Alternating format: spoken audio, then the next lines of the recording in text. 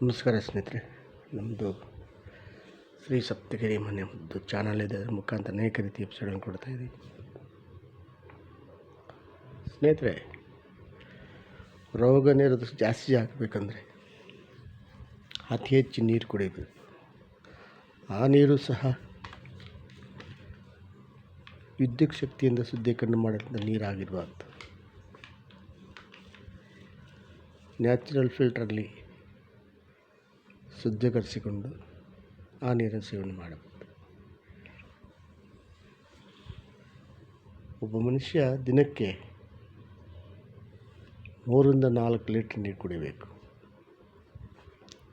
ಆಗ ಆ ಒಂದು ರೋಗ ನಿರೋಧಕ ಶಕ್ತಿ ಜಾಸ್ತಿ ಆಗುತ್ತೆ.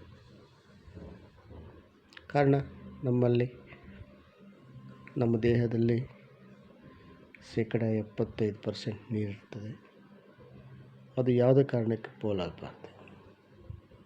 ಅದು ತಟಸ್ಥವಾಗಿದ್ದು ಅದಕ್ಕೆ ಬೇಕಾದಂತಹ ನೀರನ್ನು ನಾವು ದೇಹಕ್ಕೆ ಸಪ್ಲೈ ಮಾಡ್ತಾ ಬಂದರೆ ಆ ಒಂದು ನೀರು ಪೋಲಾಗೋದಿಲ್ಲ.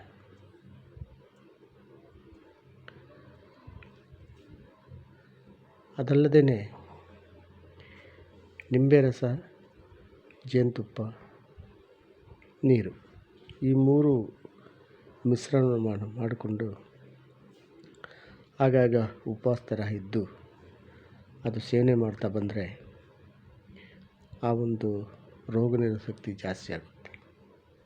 ಅಲ್ಲದೇ ಡೈಜೆಷನ್ ಪ್ರಾಬ್ಲಮ್ ಹೋಗುತ್ತೆ, ಮಲಬದ್ಧತೆ ಹೋಗುತ್ತೆ, ಅದೇನೋ ಅಂತಿರಲ್ಲ ಮಧುಮೇಹ ಮತ್ತು ರಕ್ತ ಒತ್ತಡ ಅದು ಸಹ ಹೋಗ್ತದೆ. ಕಾರಣ ನಮ್ಮ ದೇಹದಲ್ಲಿರುವಂಥ ಅವಯವಗಳೆಲ್ಲ ಆಕ್ಟಿವೇಟನ್ನು ಆಗ್ತಾರೆ. ಅದು ಆಗುವುದರಿಂದ ನಮ್ಮಲ್ಲಿ ಅನೇಕ ರೀತಿಯ ಉಪಯೋಗಗಳು ಜಾಸ್ತಿ ಆಗ್ತವೆ. ಕಾರಣ ಈ ಸಿಟ್ರಸ್ ಎಂಬ ಒಂದು ಸಿಟ್ರಸ್ ಆಸಿಡ್ ಮತ್ತು ಜೇನುತುಪ್ಪ ನೀರು ಮಿಶ್ರಣದಿಂದ ಅಸಿಡಿಟಿನ ಆಲ್ಕಲೈನ್ ಮಾಡಿಕೊಂಡು ಸೇವನೆ ಮಾಡೋದ್ರಿಂದ ನಮಗೆ ಆ ಒಂದು ವಿಟಮಿನ್ ಸಿ ಜಾಸ್ತಿಯಾಗಿ ರೋಗ ನಿರೋಧಕ ಶಕ್ತಿ ಜಾಸ್ತಿ ಆಗುತ್ತೆ. ಇವೆಲ್ಲ ತಿಳ್ಕೊಂಡು ಪ್ರತಿಯೊಬ್ಬರು ಅದನ್ನು ಮಾಡ್ತಾ ಬರಬೇಕು.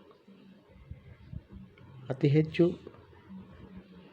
ಇದು ಸೇವನೆ ಮಾಡೋದ್ರಿಂದ ನಮಗೆ ನಾನಾ ರೀತಿಯ ಲಾಭಗಳಿದೆ ಸ್ನೇಹಿತರೆ. ಕಾರಣ ಈ ರಾತ್ರಿ ಹೊತ್ತು ಆದಷ್ಟು ಊಟ ಬಿಡಬೇಕು. ಲೈಟಾಗಿ ಎತ್ತುಕೊಂಡು ಸೇವಿಸಿ ಹಾಗಾಗಿ ಜ್ಯೂಸನ್ನು ಸೇವನೆ ಮಾಡೋದ್ರಿಂದ ನಮಗೆ ಅನುಕೂಲಕರ. ಸ್ನೇಹಿತರೆ, ಇದನ್ನು ನೋಡಿ ಲೈಕ್ ಮಾಡಿ, ಶೇರ್ ಮಾಡಿ, ಸಬ್ಸ್ಕ್ರೈಬ್ ಮಾಡಿ. ಎಲ್ರಿಗೂ ಹೋಗಲಿ, ಎಲ್ರಿಗೂ ಮುಟ್ಟಲಿ, ಪ್ರತಿಯೊಬ್ಬರು ಇದನ್ನು ಸೇವನೆ ಮಾಡಿ. ನಮಸ್ಕಾರ.